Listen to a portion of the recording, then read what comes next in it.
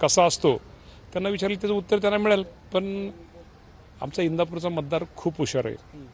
आज तुम्ही या इंदापूर शहरामध्ये आज तुम्ही आलाय, आज तुम्ही पुण्याहून आलाय, तर तुम्ही 10 वर्षापूर्वीचं इंदापूर बघा आणि या 10 वर्षातलं इंदापूर बघा, ह्यातनंच तुम्हाला वनवासचा अर्थ समजेल तुम्हाला.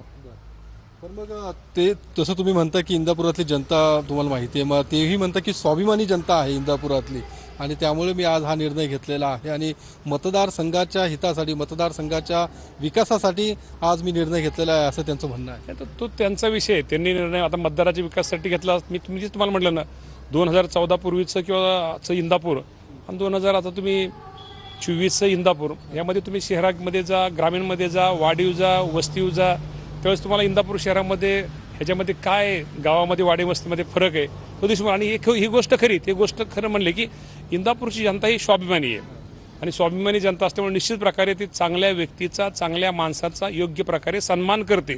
हे निश्चित प्रकारे त्यांच्या मताशी मी सहमत आहे. म्हणजे नेमकं कुणाचा सन्मान करत? चांगल्या मतात, चांगल्या माणसांचा. जो माणूस फक्त निवडणुकीपुरतं न करता कायम 5 वर्ष आपल्यात राहतो, सुखदुःखात राहतो, आपल्याला मदत करतो, सहकार्य करतो, गावाच्या विकासासाठी मदत करतो, आरोग्यामध्ये गावाचा कोण पेशंट आजारी पडला त्याला सहकार्य करतो, त्याच्यासाठी मदत करतो, अहोरात्र करतो.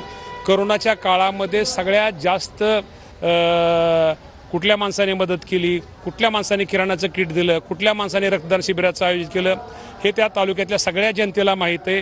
ह्यावेळेस कोण कुठं गेलं, कोण कुठं होतं, मला कोणाबद्दल टीका टिप्पणी अजिबात करायची नाही. पण त्यांना कळतं करोनाच्या काळामध्ये, दुःखाच्या काळामध्ये, अडचणीच्या काळामध्ये आपल्याला कोणी मदत केली.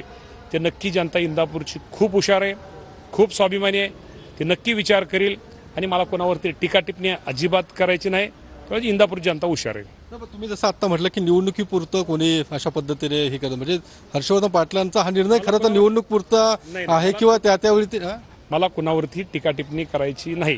मी तुम्हाला मागाशी म्हणलं हर्षवर्धन पाटील हे आमचे ज्येष्ठ आहेत, ते ज्येष्ठ नेते आहेत. आमच्या नेत्यांवरती म्हणजे मी कोणावरती टीका टिप्पणी करणार नाही. पण मी 100% सांगतो की एक आमदार म्हणून गेल्या 10 वर्षामध्ये एक चांगलं गोरगरिबांचं काम मला करता आलं आणि भविष्यात जर लोकांनी संधी दिली तर करत राहील, हे माझा प्रयत्न आहे. आणि मी कोणावरती आणि मला तर तुम्ही म्हणताय आज माझून मला माझ्या पक्षाने कुठली उमेदवारी दिलेली नाही, मला कुठला अधिकृत काय सांगितलं नाही, पण मी आधी कोणाबद्दल टीका टिप्पणी आणि करायची काय कारण नाही. पण गेली 10 वर्ष मला एक समाधान आहे की माझ्या 10 वर्षाच्या काळामध्ये मी इथल्या तालुक्यातल्या गोरगरीब जनतेची, मागासवर्गीय जनतेची, जो आमचा मुस्लिम समाज आहे, मी आज तुम्हाला प्रामाणिकपणे सांगतो या इंदापूर तालुक्यातल्या मुस्लिम समाजाला या तालुक्यामध्ये कधी स्पेशल निधी दिला नव्हता, सेपरेट निधी दिला नव्हता.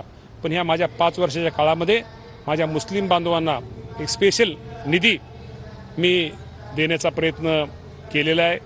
काय कामं मंजूर आहेत, काय कामं चालू आहेत, काय कामं टेंडर स्तरावर आहेत, काय कामं आहेत. त्यामुळे ती कामं लवकर होतील. हे नुसतं आपण हिंदू मुस्लिम ह्या गोष्टी म्हणायच्या आणि हे करायचं नाही. शेवटी मी नेहमी म्हणतो, मी माझ्या विधानसभेत माझे भाषण आहे का